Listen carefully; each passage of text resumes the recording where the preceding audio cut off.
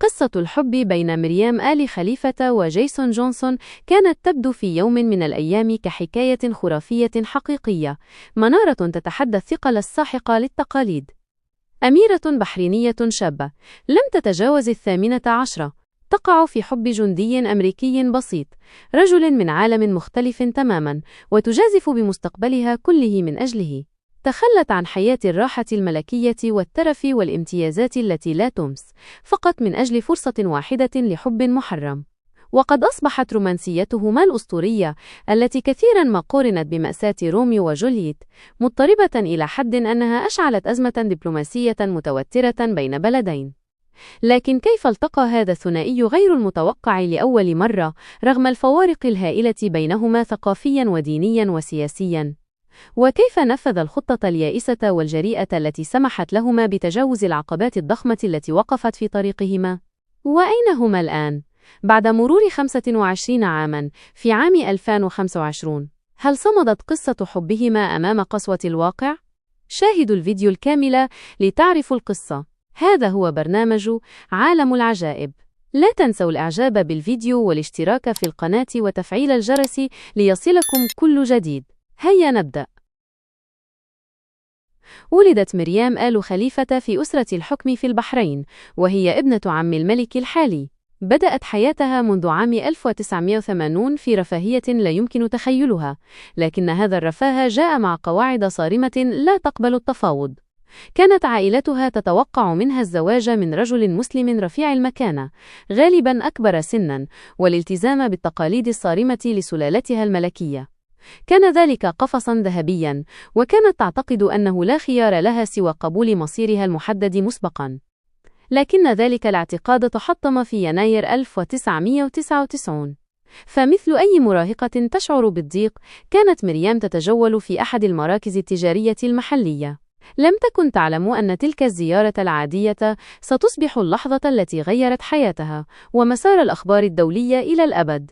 في نفس المركز التجاري كان جيسون جونسون، عريف في قوات المارينز الأمريكية، مرسل إلى البحرين. كان يتسوق فقط حين رآها. كان اللقاء سريعا، لكن الشرارة كانت فورية. قال لاحقا: عندما رأيتها جذبت انتباهي، كانت جميلة للغاية. وبما أن مريم كانت ممنوعة من المواعدة، بدأت علاقتهما كصداقة عميقة وسرية، سرعان ما تحولت إلى حب قوي لا يمكن السيطرة عليه. تشكل رابطهما من خلال مكالمات ليلية طويلة ولقاءات سرية منظمة بعناية. وخوفا من الرفض، أخفت مريم هويتها الملكية في البداية، ولكن حين عرف جيسون الحقيقة لم يهتم، فقد كان قد وقع في حبها بالفعل بلا رجعة. لكن مثل هذه الأسرار لا تصمد طويلا أمام رقابة البلاط الملكي. رآهما أحد حراس مريم الدائمين وأخبر عائلتها بكل شيء. غضب والدها بشدة، فأن ترتبط أميرة ملكية بجندي مسيحي أجنبي كان تعديا صارخا على التقاليد، أمرا غير مقبول على الإطلاق. فحظر عليها رؤية جيسون نهائيا. ومع ذلك لم ينطفئ الحب. استمر في التواصل سرا، وتبادل الرسائل عبر موظف موثوق في محل مجوهرات. واستمرت علاقتهما الرومانسية سرا لمدة عام تقريبا. ثم جاءت لحظة الحقيقة. كان انتشار جيسون على وشك الانتهاء. سيقف البحر والتقاليد والقانون بينهما إلى الأبد. طلبت مريم من والديها السماح لها بالسفر إلى أمريكا معه، لكن الجواب كان لا قاطعا. أدرك الحبيبان أن أمامهما طريقا واحدا فقط: الهروب. استخدم جيسون خبرته العسكرية ونظارات الرؤية الليلية لدراسة أمن المطار بدقة، فاكتشف ثغرة مهمة: البحرينيون يحتاجون جوازات سفر، لكن المارينز الأمريكيين لا يحتاجون ذلك. كما حصل على أوراق مزورة. كانت الخطة جريئة، خطيرة، لكنها كانت فرصتهما الوحيدة للعيش معا. وفي يوم الهروب، تنكرت مريم بزي جندي مارينز، وارتدت ملابس فضفاضة وحذاء عسكريا وقبعة يانكيز لإخفاء شعرها الطويل. وبمعجزة، صعدت الطائرة دون أن يشك أحد. لقد فعل مستحيل. المحكمة العسكرية وصفقة الفيلم، لكن تفصيلة صغيرة دمرت الخطة. فقد نسيت مريم أن تقفل باب غرفتها. اكتشف اختفاؤها فوراً وأبلغت البحرين السلطات الأمريكية. وعندما هبطت الطائرة في شيكاغو فصل الاثنان. احتجزت مريم واتهمت بدخول الولايات المتحدة بشكل غير قانوني. وخوفاً من عقوبة قاسية وسريعة في بلدها طلبت اللجوء السياسي وقالت جملة مؤثرة: قمت بأسوأ فعل يمكن أن تفعله فتاة في بلدي، وقعت في حب غير مسلم. وبعد أسابيع من التوتر السياسي منحتها الولايات المتحدة صفة لاجئة. وبعد بضعة أسابيع تزوجت هي وجيسون. لكن الحرية كان لها ثمن. اكتشفت السلطات تفاصيل خطة الهروب، فحُكم جيسون عسكرياً وخفضت رتبته ثم طُرد من قوات المارينز. ومع ذلك أصبح أخيراً حرين، وقصتهما الاستثنائية صدمت العالم. البرامج التلفزيونية استضافتهما، والمجلات كتبت عنهما، وفي عام 2001 خلدت NBC قصتهما في فيلم الأميرة والجندي.